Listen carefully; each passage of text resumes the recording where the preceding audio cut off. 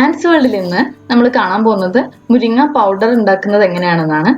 മുരിങ്ങ ഇല വെച്ചിട്ട് അത് ഉണക്കി പൊടിക്കുന്നത് എങ്ങനെയാണെന്ന് ഞാനിവിടെ കാണിച്ചു തരാം. മുരിങ്ങ ഇലയ്ക്ക് ഒരുപാട് ബെനിഫിറ്റ്സ് ഉണ്ട്.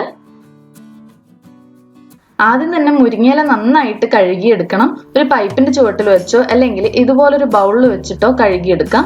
നന്നായിട്ട് കഴുകിയെടുത്തതിന് ശേഷം ഇതുപോലൊരു ടവല് വിരിച്ച് അതിന്റെ മുകളിൽ ഉണങ്ങാനായിട്ട് വെക്കണം. ഈ ഇലയൊക്കെ എന്തായാലും നന്നായിട്ട് കഴുകിയിട്ട് മാത്രം ഉണങ്ങാൻ വെക്കുക. കാരണം ഇതിൽ ഒരുപാട് പൊടികളും അഴുക്കൊക്കെ ഉണ്ടാവും. ഇത് ടവൽ കൊണ്ടൊന്ന് തുടച്ചു കൊടുത്ത് അതിനുശേഷം കുറച്ച് വെള്ളമൊക്കെ പോവാനായിട്ട് ഇതുപോലെ നിർത്തി വെക്കാം. മുരിങ്ങയില നിങ്ങൾ കർക്കിടകത്തിൽ ഉപയോഗിക്കാതിരിക്കുക, അല്ലെങ്കിൽ നല്ല മഴയുള്ള സമയത്ത് ഇതൊട്ടും ഉപയോഗിക്കാതിരിക്കുക. കാരണം മഴയുള്ള സമയത്ത് ഈ ഒരു മരം, മുരിങ്ങയുടെ മരം, മണ്ണിലെ വിഷങ്ങളൊക്കെ പിടിച്ചെടുത്ത് അത് ഇലകളിലേക്ക് പോവും. അപ്പോൾ അത് നമ്മൾ കഴിച്ചാൽ വളരെ മോശമാണ്.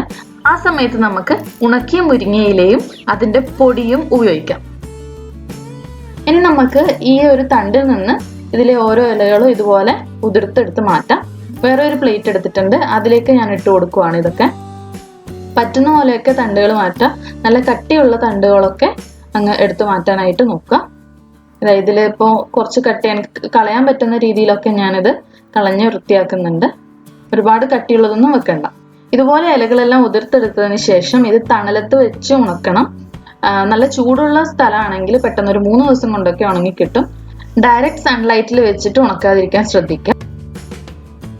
ഇപ്പൊ ഞാനിത് ഒരു 5-6 ദിവസം കൊണ്ടാണ് റെഡിയാക്കി എടുത്തത്. നന്നായിട്ട് ഉണങ്ങി വന്നിട്ടുണ്ട്. സൗണ്ട് കേൾക്കാൻ പറ്റും, നല്ല ക്രിസ്പി സൗണ്ട് ആയിട്ടുണ്ട്. ഇപ്പം ഇനി ഒട്ടും പണിയൊന്നുമില്ല. ഇപ്പൊ ഇത് റെഡിയായി വന്നാൽ നമുക്ക് വേണമെങ്കിൽ ഇതുപോലെ തന്നെ സ്റ്റോർ ചെയ്ത് കറികളിലൊക്കെ ഇടാനായിട്ട് ഉപയോഗിക്കാം.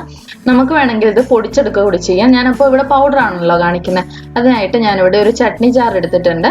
ഈ ഒരു ചെറിയ ജാറിലിട്ടിട്ട് പൊടിക്കുന്നതായിരിക്കും നല്ലത്. അങ്ങനെ ഇത് കുറച്ച് ഇട്ട് കൊടുത്തിട്ട് കുറച്ചായിട്ട് ഇട്ട് കൊടുത്ത് ഇത് മുഴുവനും ഒരു ചട്നി ജാറിൽ തന്നെ പൊടിച്ചെടുക്കാം. ഇപ്പൊ ഞാനൊന്ന് ഗ്രൈൻഡ് ചെയ്യാൻ പോവാണ്. ഞാനിപ്പോൾ മുഴുവനും ഗ്രൈൻഡ് ചെയ്തിട്ടാണ് നിങ്ങളെ കാണിക്കുന്നത്. ആ ഒരു പ്ലേറ്റിൽ ഉണ്ടായിരുന്ന മുഴുവൻ മുരിങ്ങയിലും ഞാനിവിടെ ഗ്രൈൻഡ് ചെയ്ത് എടുത്തിട്ടുണ്ട്. അപ്പോൾ എനിക്ക് കിട്ടിയത് ഇത്ര മാത്രമായിരുന്നു. നന്നായിട്ട് ഞാൻ പൊടിച്ചെടുത്തിട്ടുണ്ട്. നല്ല സ്മൂത്ത് പൗഡർ ആയിട്ടുണ്ട്. ഒട്ടും തരിയൊന്നും ഇല്ലാതെ പൊടിച്ചെടുത്തിട്ടുണ്ട്. ഇനി നമുക്ക് ഇതൊരു നല്ല ഗ്ലാസ് കണ്ടെയ്നറിലോ ഒരു പ്ലാസ്റ്റിക് കണ്ടെയ്നറിലോ സ്റ്റോർ ചെയ്ത് വെക്കാം.